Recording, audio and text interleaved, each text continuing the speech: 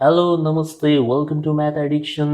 धेरै दिनपछि मैले तपाईको लागि ब्याङ्किङसँग रिलेटेड एउटा इम्पोर्टेन्ट भिडियो लिएर आएको छु। यसमा हामी डिस्कसन गर्नेछौँ टियर 1 र टियर 2 क्यापिटल। यो भिडियो सम्पूर्ण किसिमको ब्याङ्किङ एक्जाम्सको लागि इम्पोर्टेन्ट छ, त्यसैले यसलाई एन्डसम्म हेर्नुहोला। Without wasting much time, let's get started.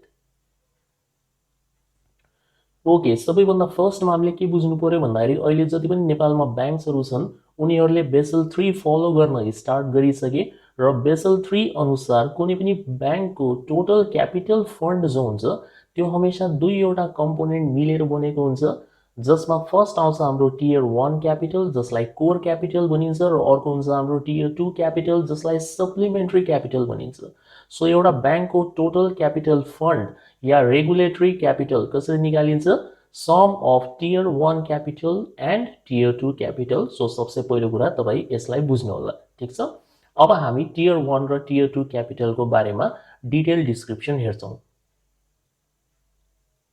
Okay, so tier 1 capital भनेको के रहेछ त? सो फर्स्ट पोइन्टमा छ यहाँनिर also refer to as core capital और प्राइमरी क्यापिटल। यो टियर 1 क्यापिटललाई हामी ब्याङ्कको कोर क्यापिटल या प्राइमरी क्यापिटल पनि भन्छौँ। नेपालीमा यसलाई प्राथमिक पुँजी भनेर पनि भन्ने गरिन्छ, ठीक छ। अनि यो टियर 1 क्यापिटल दुईवटा कुरा मिलेर बनेको हुन्छ, अथवा हामी भन्न सक्छौँ कि टियर 1 क्यापिटलको दुईवटा मेजर कम्पोनेन्ट्स हुन्छ, जसमा एउटा रहन्छ हाम्रो कमन इक्विटी टियर 1 क्यापिटल जसलाई सर्टकटमा CET1 भन्छ र अर्को हुन्छ हाम्रो एडिसनल टियर 1 क्यापिटल जसलाई AT1 भन्छ। सो यसबाट हामी एउटा फर्मुला टाइपको बनाउन सक्छौँ कि टियर 1 क्यापिटल भनेको के हो? CET1 क्यापिटल मतलब common equity tier 1 capital plus AT1 capital मतलब एडिसनल टियर 1 क्यापिटल। थर्ड पोइन्टमा this capital helps a bank absorb any losses so it can continue its day to day operations. यो tier 1 क्यापिटलको विशेष प्रयोग या विशेष काम के हो भन्दाखेरि ब्याङ्किङ बिजनेसमा हुने लसेसहरू एब्जर्ब गर्ने या त्यसलाई ह्यान्डल गर्ने, ताकि ब्याङ्कको डे टु डे अपरेसन्समा कुनै किसिमको पनि रुकावट पैदा नहोस्, ठीक। Next ma sir, tier 1 capital is a very good indicator of bank's financial health and it is more reliable than tier 2 capital. कुनै पनि एनालिस्टले यदि ब्याङ्कको फाइनेन्शियल हेल्थ या फाइनेन्शियल कन्डिसन या फाइनेन्शियल स्ट्रेन्थ चेक गर्नु छ भने उसले सबैभन्दा पहिला टियर 1 क्यापिटललाई चेक गर्छ। यदि टियर 1 क्यापिटल सफिसियन्ट छ यसको मतलब ब्याङ्कको फाइनेन्शियल हेल्थ या कन्डिसन राम्रो छ, र टियर 1 क्यापिटल यदि अपर्याप्त छ इन्सफिसियन्ट छ भने ब्याङ्कको फाइनेन्शियल कन्डिसन राम्रो छैन भन्ने कुरा बुझिन्छ। र टियर 1 क्यापिटल टियर 2 क्यापिटल भन्दा बढी भरपर्दो या रिलायबल हुन्छ। किन हुन्छ? किनभने एक त यो क्याल्कुलेट गर्न इजी हुन्छ, यसलाई हामी एक्युरेटली क्याल्कुलेट गर्न सक्छौँ, अनि अर्को कुरा यसमा यस्ता किसिमका एसेट्स या आइटम्सहरू पर्छन् जो इजियर टु लिक्विडेट हुन्छ, जसमा तरलता बेसी हुन्छ, ठीक। अनि नेक्स्टमा छ यसलाई हामी गोइङ कन्सर्न क्यापिटल पनि भन्छौँ। गोइङ कन्सर्नको मतलब हुन्छ जब एउटा ब्याङ्क चालु अवस्थामा हुन्छ या रनिङ स्टेटमा हुन्छ तब उसको डे टु डे अपरेसन्सहरू क्यारी आउट गर्नको लागि यो क्यापिटलको आवश्यकता पर्छ, ठीक छ। ओके, सो टियर 1 क्यापिटलको बेसिक इन्ट्रोडक्सन पाइसकेपछि अब हामी यसमा रहेको जो यो दुईवटा कम्पोनेन्ट छन् CET1 क्यापिटल र AT1 क्यापिटल, यसको बारेमा डिटेल डिस्कसन गर्छौँ। So let's move forward. So फर्स्टमा छ हामीसँग components of common equity tier 1 capital, यसलाई हामी सर्टकटमा CET1 भनेर पनि लेख्न सक्छौँ। के रहेछन् त यसको कम्पोनेन्ट्स या एलिमेन्ट्सहरू? सबसे फर्स्टमा आउँछ हाम्रो common shares issued by the bank, यसलाई हामी पेड अप क्यापिटल या सेयर होल्डर्स इक्विटी पनि भन्न सक्छौँ। कुनै पनि ब्याङ्कले कमन सेयर इस्यु गरेर उठाएको जो पैसा हुन्छ जसलाई हामी पेड अप क्यापिटल भन्छौँ, त्यो कसको पार्ट हुन्छ? कमन इक्विटी टियर 1 क्यापिटलको पार्ट हुन्छ, ठीक। दोस्रो आउँछ हाम्रो स्टक सरप्लस अथवा यसलाई हामी सेयर प्रिमियम पनि भन्छौँ। एउटा सेयरको पार भ्याल्यु भन्दा तपाईँले त्यसलाई कति बढीमा बिक्री गर्नु भएको छ त्यसबाट निकालिन्छ share premium. For example 100 rupees par value भएको सेयरलाई यदि हामीले 110 मा बिक्री गर्यौँ भने हामीले कति एक्स्ट्रा कमायौँ? यहाँनिर 10 रुपिस एक्स्ट्रा कमायौँ। यो 10 रुपिसलाई सेयर प्रिमियम भनिन्छ, ठिक छ। यो पनि कसभित्र इन्क्लुडेड हुन्छ? कमन इक्विटी टियर 1 क्यापिटलमा इन्क्लुड गरिन्छ। थर्डमा आउँछ हाम्रो रिटेन्ड अर्निङ्स। रिटेन्ड अर्निङको मतलब हुन्छ नेट प्रफिटको त्यो हिस्सा जो डिभिडेन्डको रूपमा बाँडिँदैन है, जसलाई एउटा बैंकले या कम्पनीले रिजर्भको रूपमा राख्छ, so that is called retained earning. त्यसपछि फोर्थमा आउँछ हामीसँग एक्युमुलेटेड अदर कम्प्रिहेन्सिभ इन्कम, यसलाई एओसीआई भनेर पनि लेखिन्छ सर्टकटमा। यसभित्र तपाईको बैंकलाई विभिन्न किसिमका इन्भेस्टमेन्ट या पेन्सन प्लान्सबाट प्राप्त हुने अनरियलाइज्ड गेन र लसेसहरू पर्छन्। त्यसपछि आउँछ अदर डिस्क्लोज्ड रिजर्भ्स। डिस्क्लोज्ड रिजर्भ्सको मतलब हुन्छ फाइनेन्शियल स्टेटमेन्ट्समा शो गरिने रिजर्भहरू। यस्ता किसिमका रिजर्भहरू जो फाइनेन्शियल स्टेटमेन्टमा शो गरिन्छ हैन, जस्तै ब्यालेन्स सिट, पीएल अकाउन्ट, यिनीहरुमा शो गरिने रिजर्भहरूलाई डिस्क्लोज्ड रिजर्भ्स भनिन्छ। यसभित्र तपाईको पर्सन स्ट्याट्युटरी जेनरल रिजर्भ, यो भनेको तपाईको एक किसिमको फिक्स्ड रिजर्भ हो है। त्यसपछि आउँछ हाम्रो क्यापिटल रिडेम्पसन रिजर्भ। एउटा बैंकले शेयर होल्डरबाट आफ्नै शेयर दोबारा किन्नु पर्यो या प्रिफरेन्स शेयरहरूलाई रिडिम गर्नु पर्यो भने यो क्यापिटल रिडेम्पसन रिजर्भको आवश्यकता पर्छ। त्यसै गरेर यसमा आउँछ capital adjustment reserve, dividend equalization reserve. यो डिभिडेन्ड इक्वलाइजेसन रिजर्भ भनेको तपाईको एउटा यस्तो किसिमको रिजर्भ हो जसले डिभिडेन्डमा स्टेबिलिटी ल्याउने काम गर्छ। जस्तै सधैँभरि सिचुएसन र टाइम एउटै हुँदैन हैन, कहिले तपाईको के हुन्छ भन्दाखेरि बैंकले राम्रो पर्फर्मेन्स गर्छ, कहिले तपाईको नराम्रो पर्फर्मेन्स गर्छ, कुनै साल राम्रो हुन्छ, कुनै साल नराम्रो हुन्छ। सो जुन सालहरुमा तपाईको बैंक राम्रो गरिरहेको छ, राम्रो पर्फर्म गरिरहेको छ, त्यो बेलामा के गर्ने भन्दाखेरि तपाईको यो डिभिडेन्ड इक्वलाइजेसन रिजर्भ क्रिएट गर्ने, मतलब एउटा यस्तो किसिमको अकाउन्ट या फन्ड क्रिएट गर्ने जसमा तपाई नेट प्रॉफिटको सर्टेन अमाउन्ट डिपोजिट गर्दै जानुहुन्छ र कुनै साल बैंकले राम्रो पर्फर्म गर्न सकेन भने तपाई यो रिजर्भबाट पैसा झिकेर शेयर होल्डरलाई डिभिडेन्ड बाँड्न सक्नुहुन्छ। ठीक, त्यसपछि अरु फ्री रिजर्भ्सहरु आउँछन्। फ्री रिजर्भको मतलब हुन्छ यो तपाईको कुनै स्पेसिफिक पर्पसको लागि राखिएको रिजर्भ होइन, यसलाई बैंकले फ्रीली विथड्र गरेर इन्भेस्ट गर्न पाउँछ, यसबाट डिभिडेन्ड बाँड्ने हैन, बन्ड्सहरु किन्ने, यस्ता सबै कामहरु बैंकले गर्न पाउँछ है त। त्यसपछि आउँछ हाम्रो bargain purchase gain arises on merger and acquisitions. जब दुईवटा बैंकहरु मर्ज हुन्छन् या एउटा बैंकले अर्को बैंकलाई ओभरटेक गर्छ या अक्वायर गर्छ, त्यतिखेर त्यो डिलिङबाट हुने बार्गेन पर्चेज गेन पनि तपाईको कहाँनिर आउँछ, कमन इक्विटी टियर 1 क्यापिटलमा समावेश हुन्छ। र यो ए देखि ई सम्मका सबै एड हुन्छन् र त्यसपछि हाम्रो यो लास्ट वाला जो पार्ट छ एफ नम्बरको, यो चाहिँ सबट्र्याक्सन हुन्छ, त्यही भएर यहाँनिर लेस लेखिएको छ। केही रेगुलेटरी एडजस्टमेन्ट्सहरु हुन्छन् जसलाई हामीले घटाउनु पर्ने हुन्छ है। रेगुलेटरी एडजस्टमेन्ट्स एन्ड डिडक्सन्स लेखिएको छ, के घट्छ यसमा, जस्तै गुडविल भयो, प्याटेन्ट्स भयो, ट्रेडमार्क भयो, अदर फिक्सिसियस एसेट्स। फिक्सिसियस भन्नाले इन्टेन्जिबल एसेट्सहरु भन्छन् यसलाई है, इन्टेन्जिबल एसेट्स। यसभित्र तपाईको गुडविल, प्याटेन्ट्सहरु सबै पर्छन् है त। त्यसपछि नेक्स्ट पोइन्टमा छ कमन इक्विटी टियर 1 रेशियो कसरी निकालिन्छ। यसको नामैमा हुन्छ यसको formula. Common equity tier 1 ratio निकाल्नु पर्यो भने सबसे पहिला तपाईले लेख्नुहुन्छ कमन इक्विटी टियर 1 क्यापिटल र यसलाई डिवाइड गर्नुहुन्छ रिस्क वेटेड एसेट अथवा रिस्क वेटेड एक्सपोजरले। ठीक छ, यो कसरी क्याल्कुलेट गरिन्छ यसको लागि हामी एउटा एक्जाम्पल हेर्ने छौं यो भिडियोको एन्डमा। अहिलेको लागि तपाई यति बुझ्नुस् कि एउटा बैंकले विभिन्न किसिमको लोन्सहरु दिन्छ हैन, कुनै लोनमा रिस्क अलिकति कम रहन्छ, कुनै लोनमा रिस्क अलिकति बेसी रहन्छ। सो अलग टाइपको लोनको लागि अलग अलग रिस्कहरु हुन्छन्, त्यसको आधारमा हामी के निकाल्ने गर्छौं, रिस्क वेटेड एसेट या रिस्क वेटेड एक्सपोजर निकाल्ने गरिन्छ। ठीक छ, र लास्ट वाला पोइन्टले के भन्छ भन्दाखेरि बेसल 3 र एनआरबी डाइरेक्टिभ्स अनुसार सम्पूर्ण बैंकहरुले मिनिमम CET1 रेशियो कति मेन्टेन गरेको हुनुपर्छ, 4.5%। कसको 4.5% अफ रिस्क वेटेड एसेट अथवा रिस्क वेटेड एक्सपोजरको। ठीक, यो याद गर्नु होला राम्रोसँग, 4.5% के हो यो, minimum common equity tier 1 ratio. ठीक, ओके, अब हामी हेर्छौं components of additional tier 1 capital, यसलाई सर्टकटमा AT1 भनिन्छ। सो एडिशनल टियर 1 को कम्पोनेन्ट्सहरु के हुन्छ त। यो एडिशनल टियर 1 क्यापिटलमा त्यस्ता किसिमका इन्स्ट्रुमेन्ट्स या आइटम्सहरु इन्क्लुड गरिन्छ जो कि तपाईको कमन इक्विटीको हिस्सा हुँदैन। सो के पर्छन् यसमा, सबसे पहिलो आउँछ तपाईको perpetual non cumulative preference share भन्दैछ।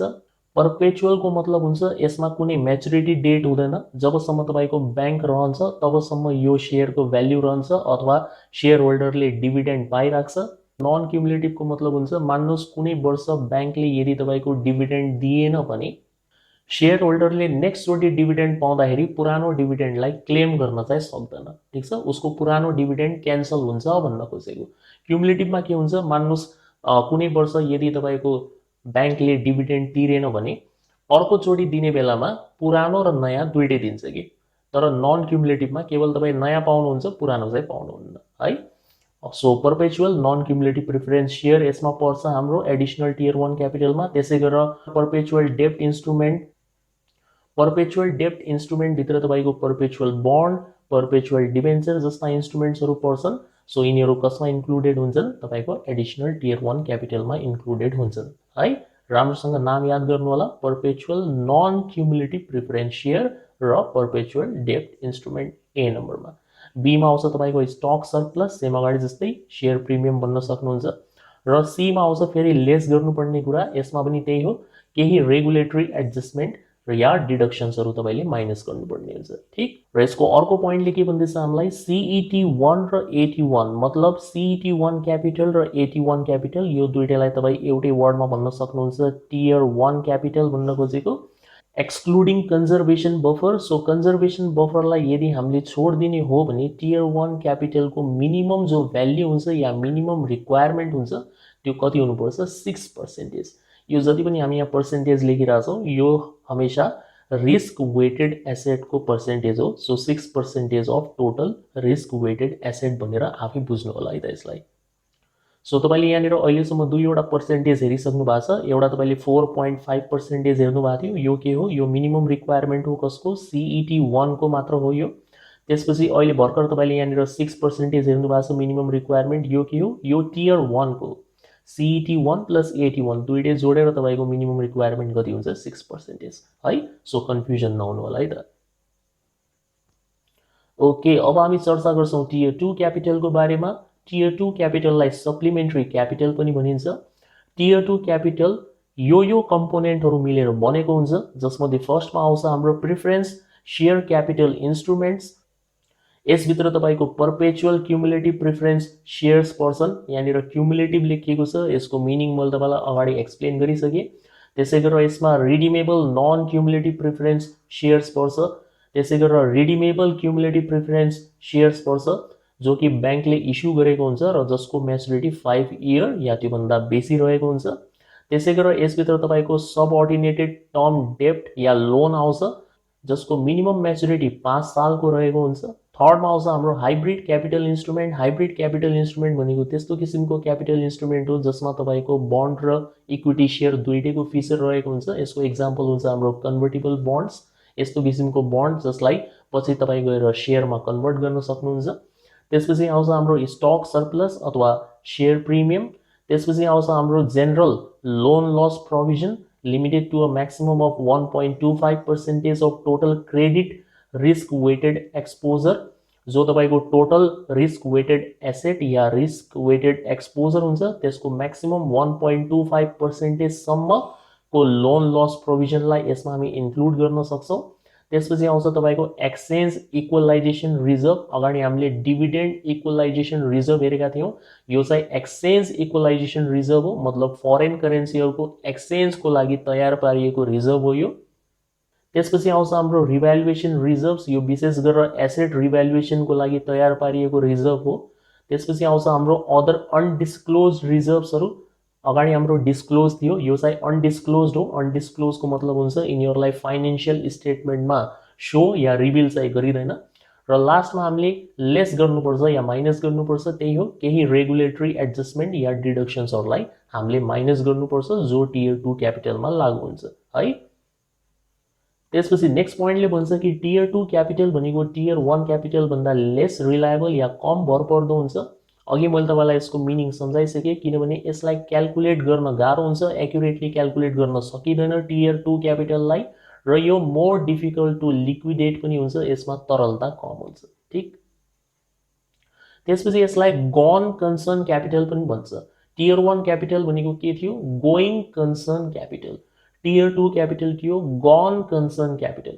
गन कन्सर्नको मतलब हुन्छ जब तपाईँको कुनै पनि ब्याङ्कको टाट पल्टिने अवस्था आउँछ, ब्याङ्क अब एकदम कोल्याप्स हुने स्थितिमा पुगिसक्यो होइन, त्यतिखेर तपाईँको यो क्यापिटलको प्रयोग गरेर जो शेयर होल्डर हुन्छन् जसको पैसा केही भुक्तानी गर्नुपर्ने छ उनीहरूलाई चुक्ता गरिने काम गरिन्छ है त। र लास्ट पोइन्टमा बेसल 3 अनुसार जो क्यापिटल रिजर्भ रेशियो हुन्छ for a bank is prescribed at minimum of 8% of total RWE अथवा risk weighted asset. It stands at 6% for tier 1 capital and the balance 2% for tier 2 capital.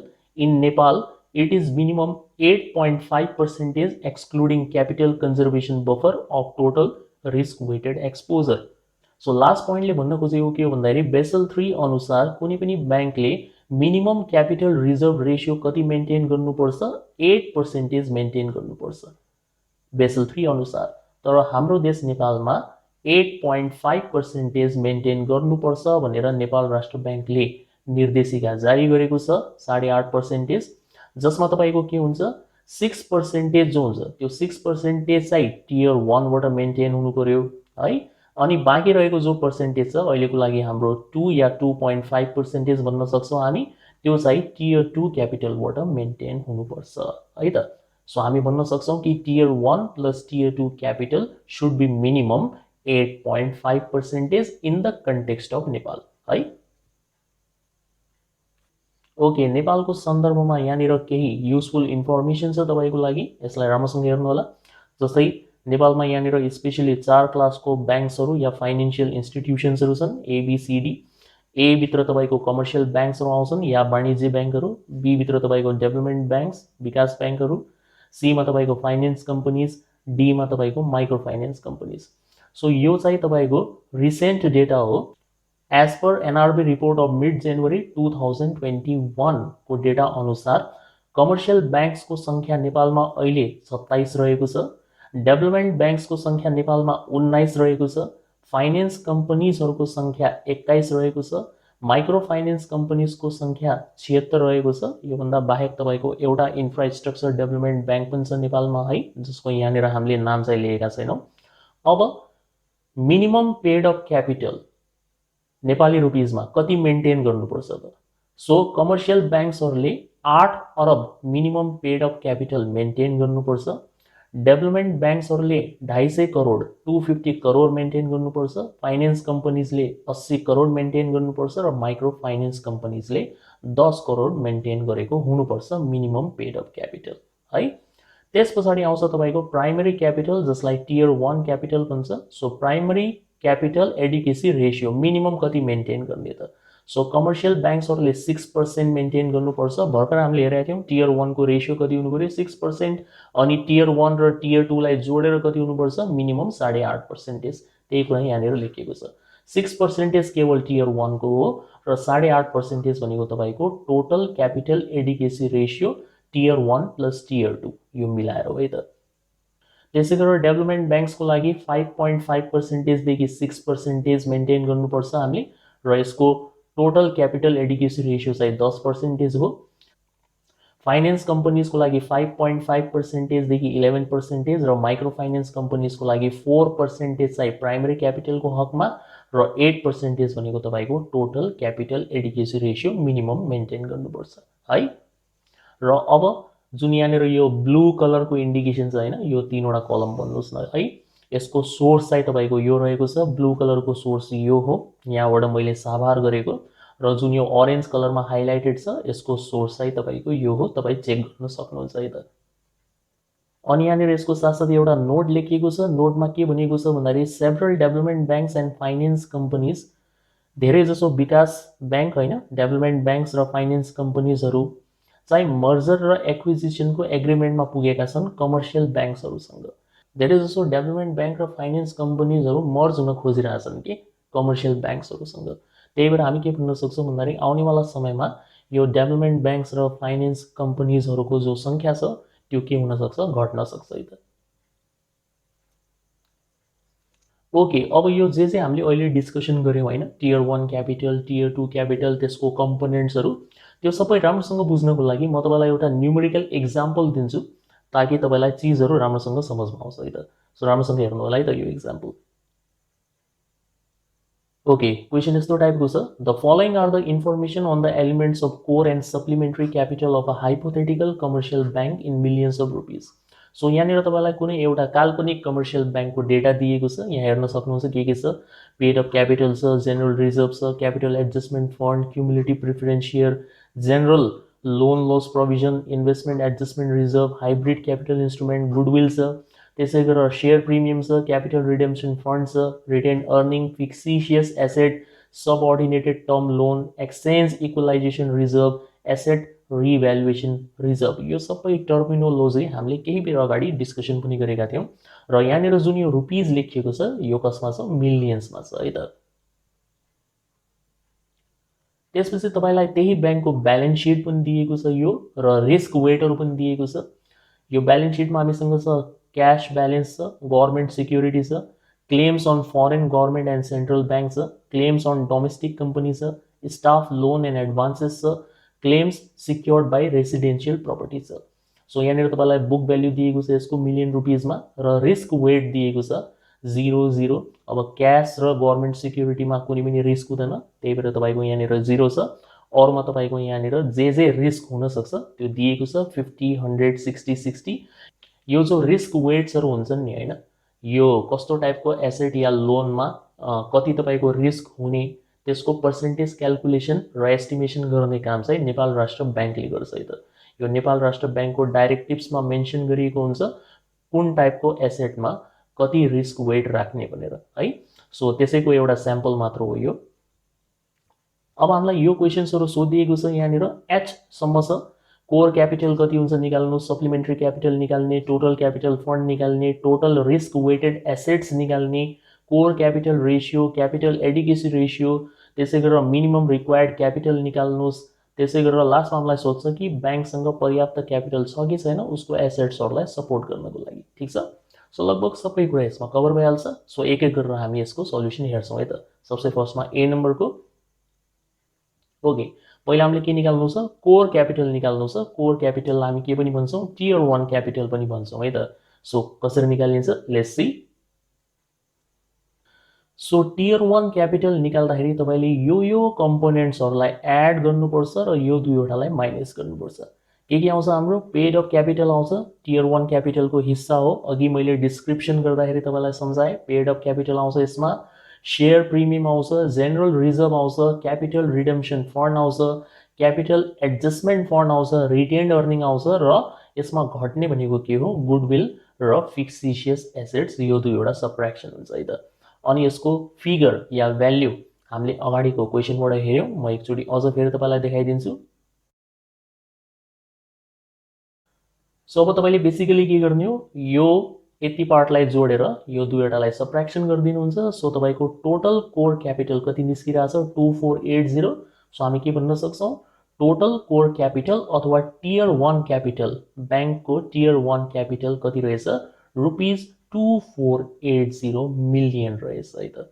So फर्स्टवाला part सक्यो। खालि तपाईँलाई कुन कुन कम्पोनेन्टहरू यसभित्र आउँछन् भन्ने जानकारी छ भने तपाईँ इजिली यसलाई सल्भ गर्न सक्नुहुन्छ है त।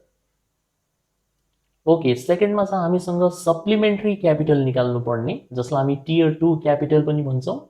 सो लेट्स सी, यसको कम्पोनेन्ट्सहरू के हुन्छ, क्युमुलेटिभ प्रिफरेन्स सेयर हुन्छ, सबअर्डिनेटेड टर्म लोन हुन्छ, जेनरल लोन लस प्रोभिजन हुन्छ, इन्भेस्टमेन्ट एडजस्टमेन्ट रिजर्भ हुन्छ, एक्सचेन्ज इक्वलाइजेसन रिजर्भ हुन्छ, हाइब्रिड क्यापिटल इन्स्ट्रुमेन्ट हुन्छ र एसेट रिभ्यालुएसन रिजर्भ हुन्छ।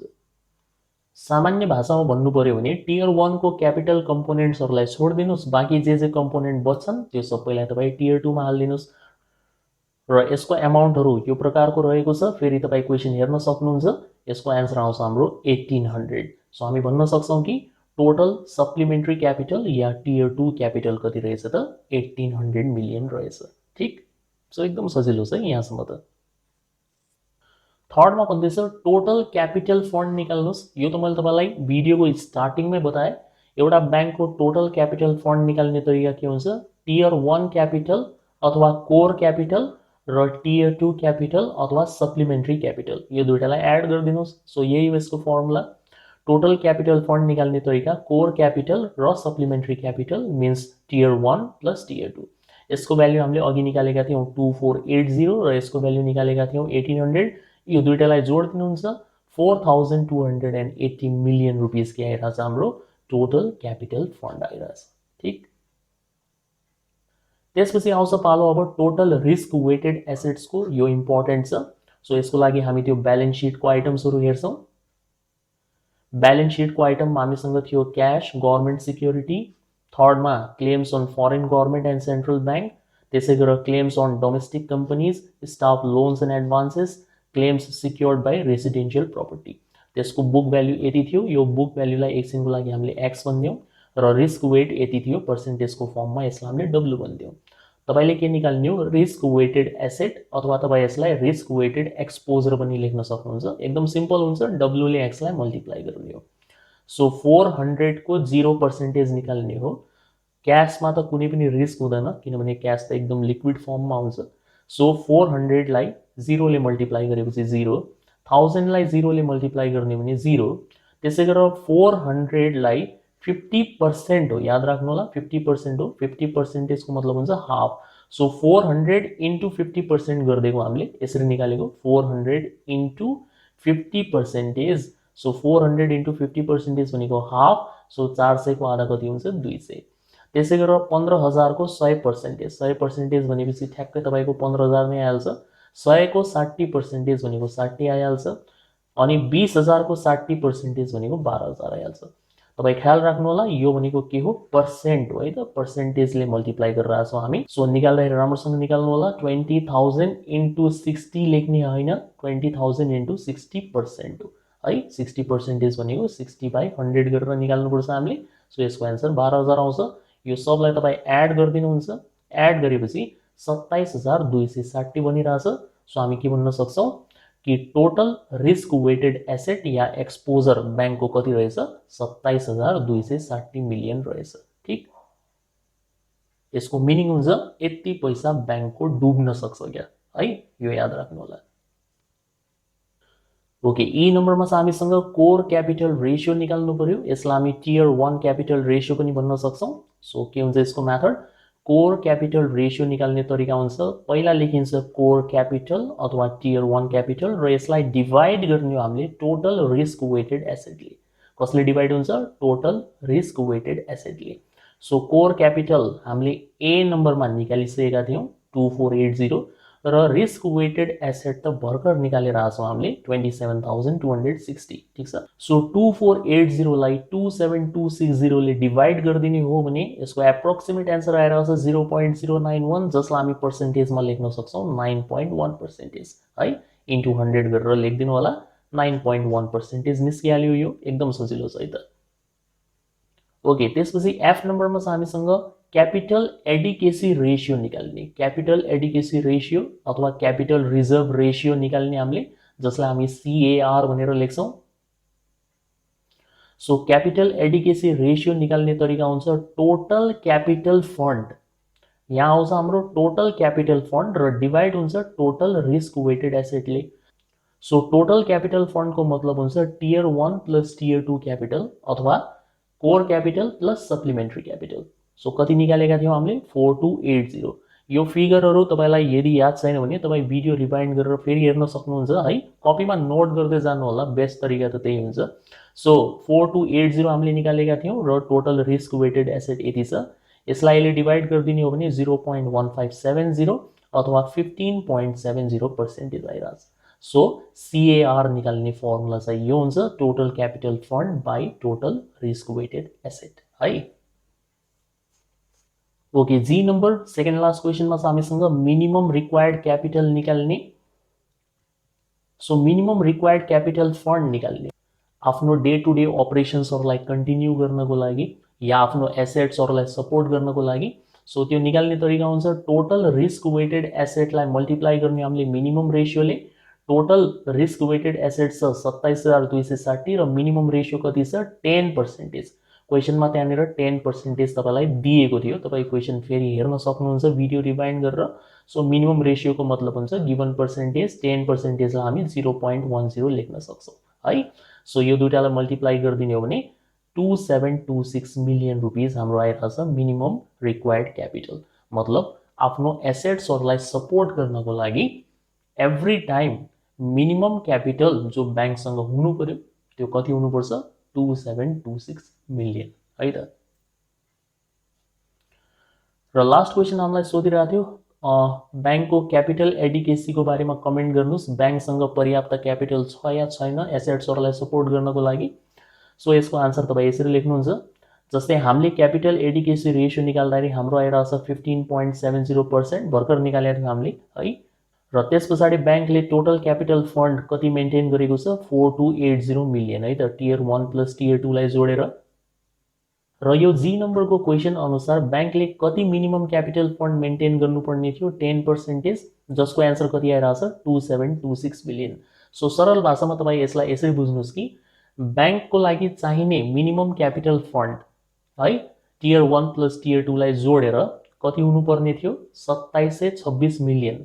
तर हाम्रो कति भइरहेछ 4280 मिलियन, मतलब हामीसँग बेसी छ, मतलब त्यो ब्याङ्कसँग बेसी क्यापिटल छ, चाहिने भन्दा बेसी क्यापिटल छ।